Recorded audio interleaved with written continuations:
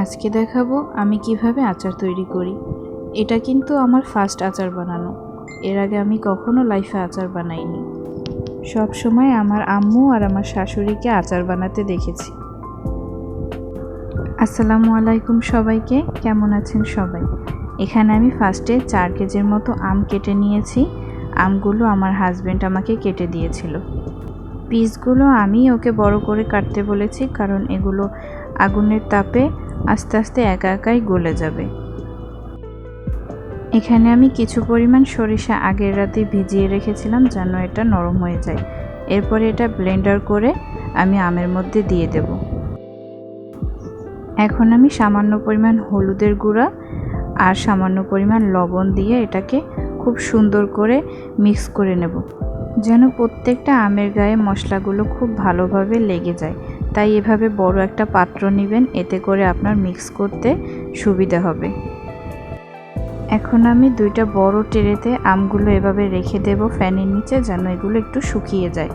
একটা খালি ফ্রাই প্যানে আমি মরিচগুলো ভেজে নেব।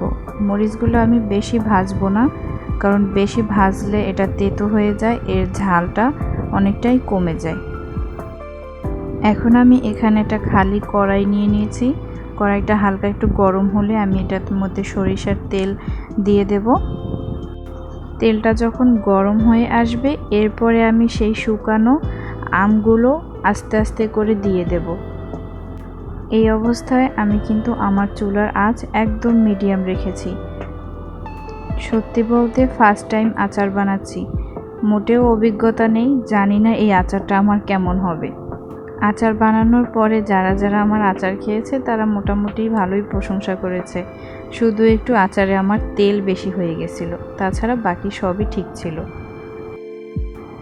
এখন কিন্তু আচারটাকে বারবার নাড়তে হবে, কারণ এই আচারটা অনেকটাই এখন নরম হয়ে এসেছে। কারণ এটা বারবার না নাড়লে এটা লেগে যেতে পারে নিচ থেকে। এখন দিয়ে দেব ব্লেন্ড করে রাখা সেই শুকনো মরিচ। আমি এখানে ঝালের আচার তৈরি করছি, তাই এখানে মরিচের পরিমাণ একটু বেশিই দিচ্ছি। চিনিও অ্যাড করব, কিন্তু খুবই সামান্য পরিমাণে, কারণ আমি আর আমার হাজব্যান্ড ঝালের আচার খেতে খুবই পছন্দ করি। এখন এটাকে ভালোভাবে মিক্স করব, আর নিচটা খেয়াল রাখতে হবে যেন এটা লেগে না যায়। এখন আমি এখানে কিছু পরিমাণ চিনি অ্যাড করব। আপনারা একটা জিনিস কি খেয়াল করবেন, এই চিনিটা যখন অ্যাড করব না, এরপরে আচারের কালারটা দেখবেন একটু পরেই সাথে সাথে চেঞ্জ হয়ে যাবে। এই কথাটা আমার আম্মু আমাকে বলতো যে সব সময় যে কোনো আচারে যদি চিনি অ্যাড করা হয়, তখন আচারের কালারটা সাথে সাথে চেঞ্জ হয়ে যায়। দেখতেই তো পারছেন আমার আচারটা কত সুন্দর একবারে গলে গেছে, আর কালারটাও কিন্তু অনেকটা চেঞ্জ হয়ে আসছে। এখন দিয়ে দেব পরিমাণ মতো পাঁচফোড়ন গুঁড়ো। এটা আমি আগে থেকেই ভেজে গুঁড়ো করে রেখেছিলাম। এটার জন্যই কিন্তু আচারের যে মেইন স্বাদ সেটা চলে আসে। এখন এটা বারবার এভাবে নেড়েচেড়ে দিতে হবে, তা না হলে কিন্তু নিচ থেকে পুড়ে যেতে পারে। এখন দিয়ে দেব পরিমাণ মতো ভিনেগার। এই ভিনেগার দেওয়াতে কিন্তু আচার অনেক দিন সংরক্ষণ করে রেখে খাওয়া যায়। কিন্তু আমি জানি আমার এই আচার বেশি দিন থাকবে না, কারণ আমার হাজব্যান্ড আচার খেতে খুব বেশি পছন্দ করে। এই যে দেখেন আমার আচারের কালারটা কত সুন্দর এসেছে, কিন্তু ওই যে বলেছিলাম না যে আচারে একটু তেল বেশি হয়েছিল। ভালো থাকবেন সবাই, আল্লাহ হাফেজ।